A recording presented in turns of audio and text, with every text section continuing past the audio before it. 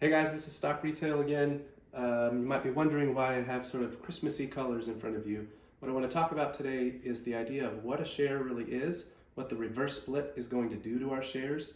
And I just want to demonstrate that in a really practical way because I see this argument out there that, hey, we're going to lose 90% of our shares and shorts are going to have 90% of their shorts disappear. And I just want to talk about whether that's true or not and just use this sort of practical example. So if you would, just allow your mind to imagine these green cups are long positions. These are shares. I've got 10 cups, 10 shares in front of you, and the reds are short positions.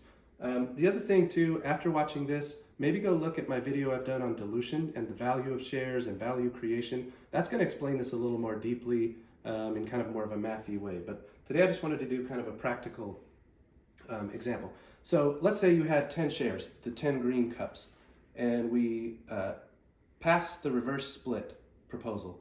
And so what's going to happen? So I'm just going to come over here and start pouring these into, actually, real quick before I do that, forgot to mention one thing. What I'd like for you to do is to imagine each of these cups is a share, but the water in the cup is the value of the share. And so I want you to just picture this amount of water and pretend that I had done a good job pouring these evenly.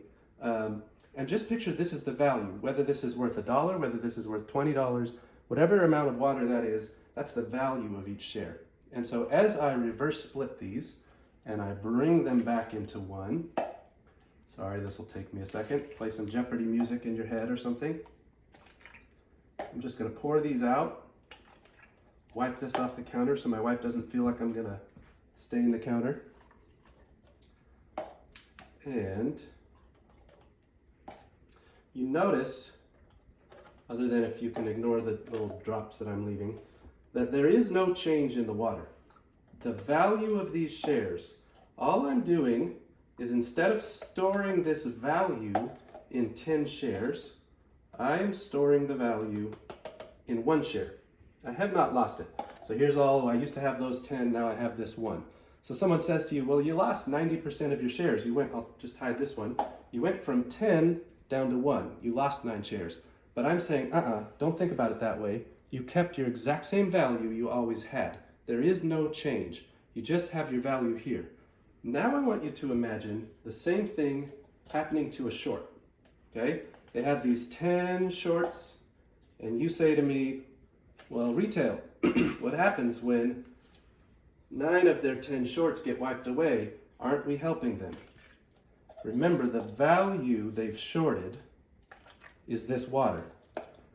And their short, geez guys, I need to take a lesson in pouring.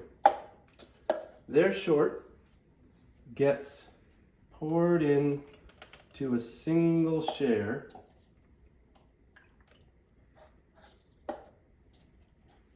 And I'm going to talk about this in a second, what that might mean practically speaking, in terms of the mechanics of shorting as well. Okay, so let's think about this short and this long we're left with.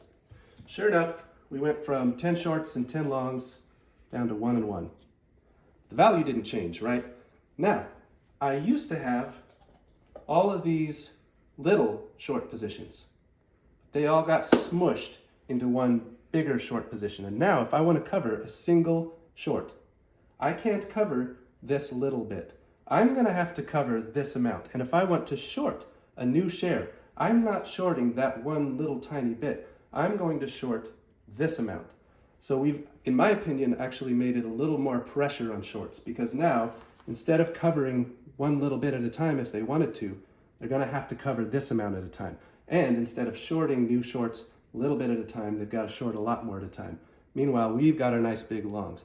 So I just want you to really think about the next time someone says, well, you're going to lose 90% of your shares. Focus on value. You're not losing the value of your shares. In fact, if you also look at my video on the vote, my argument is we're preserving the value of our shares by actually reducing the amount of dilution that's going to happen if we give Adam a yes vote. I want to just do one more thing to just highlight how it's such a lie you're being told with regards to losing 90% of your shares. What people want you to believe is, so if I told you 10x is the same thing as 10 times x, hope you can see that. And then this, another way of saying this, really, if I just say the x's cancel out, I get 10 equals 10. Okay, duh, that's true, right? But you're being told 10x equals 10 times x. So these 10 cups, that's the 10 times x. This 1 cup with all of the 10-fold value, that's 10x. So I'm asking you to think about it like that. 10 times cups, or all 10 in 1 cup. But someone else is saying it's actually 10 times x times 0.1, 10%. So that's like a losing 90%, right? That's the argument you're hearing. Well, that's the same as saying 10x equals, because what's 10 times 0.1? It's only 1. So that's saying 10x equals x. Or that's also really saying 10 equals 1. You think that's true? No, I don't. You are not losing 90% of your shares. You are shifting the storage of that water from 10 cups into 1 cup. All right, so that's my point of view. It's okay to disagree, but I just wanted to share that with you in a really practical way. When you see the argument, but you're losing 90% of your shares, or the shorts are losing 90% of their shorts, think about value. Thanks.